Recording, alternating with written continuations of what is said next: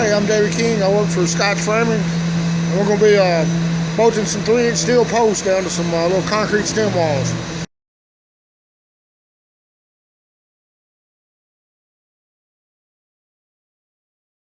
100-foot tape. Well, this is a 300-foot tape.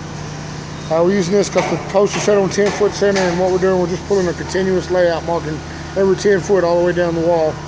Got our speed square. We got a 4-foot level to make sure the posts are plumb each way. All right, these are the fasteners. These are 6.5 inch by 6 inch Titen HD screw anchors. They're heavy duty. They hold really well. They've got a lot more holding power than a wedge anchor. The way they work, the hole is just slightly, well, it's about the same exact size as the shaft. And then these threads bite into the concrete all the way down. It gives you a lot of surface area to bite to besides just one simple wedge point. It's a really, really strong anchor when you put that in there. We're tightening them up with a 1/2 inch impact drill and socket. All right, what we're doing with this big grinder here with a diamond wheel on it, well, that's a big abrasive wheel here. It's a big 7-inch grinder. See these walls, they were poured on a 3% slope. Now these feet were welded onto the post square. So what we're having to do is just grind out a square spot, a level spot. And we're checking that as close as we can. We're getting as close as we can with a level, torpedo level, each way, this way and that way. And getting a good, nice little flat level spot to work with. That still doesn't mean that it's going to be perfect because these feet, they're not welded on exactly perfect. Some of them may be just a little 1 degree off one way or the other. But we got a little grinder here just in case we've got to make some smaller adjustments with a diamond wheel on it. That thing cuts really fast, and you can really make a mess of work if you're not careful. So what we found out, we're better off just to, as long as the thing's close, get it close, and then use washers to go under the foot in one side or the other, just wherever we need it to try to make the post close to the level as possible.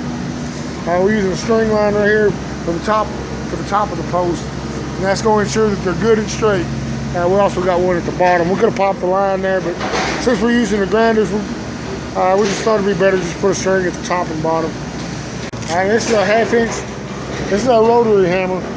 We've had it a while. It's been a good one. We got a 1/2 inch masonry bit in there, and even though it's just a 6-inch bolt, and that's a 10 or 12 inch bit, whatever. These things, we're having to bottom this bit out each time to give the dust a place to go to. You can see how much bigger that bolt is than the bit, but it's working pretty well as long as we clean the hole out really, really well. Okay, here's a good look at these posts, what they look like. They're the 3-inch tubing. You can see they're about a good 1/4 inch thick on the wall. It's pretty heavy duty stuff right here. You can see these feet, while they were welded on, they're probably a pretty high temperature.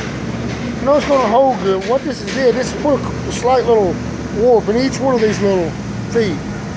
And not that big of a deal. But that's what we got that little grinder for, to make some little adjustments. And what we can't adjust with a little grinder, we're going to adjust that with the washers. And sometimes when you're working outside like this right here, you get lucky and the wind changes. You don't have to wear a breathing mask because the wind's blowing the dust right away from him.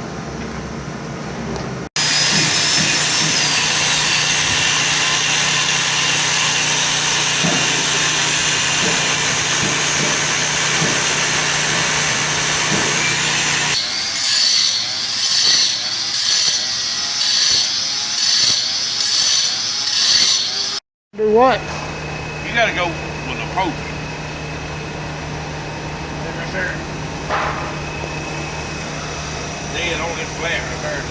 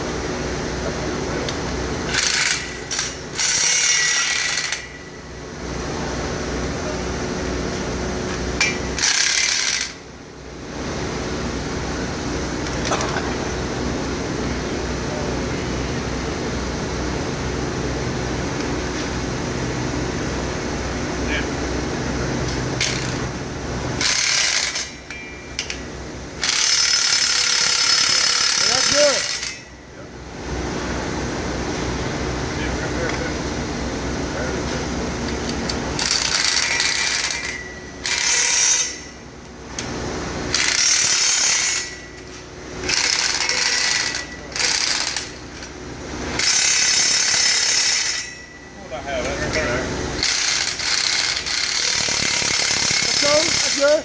That right there. Yeah, that's perfect, man.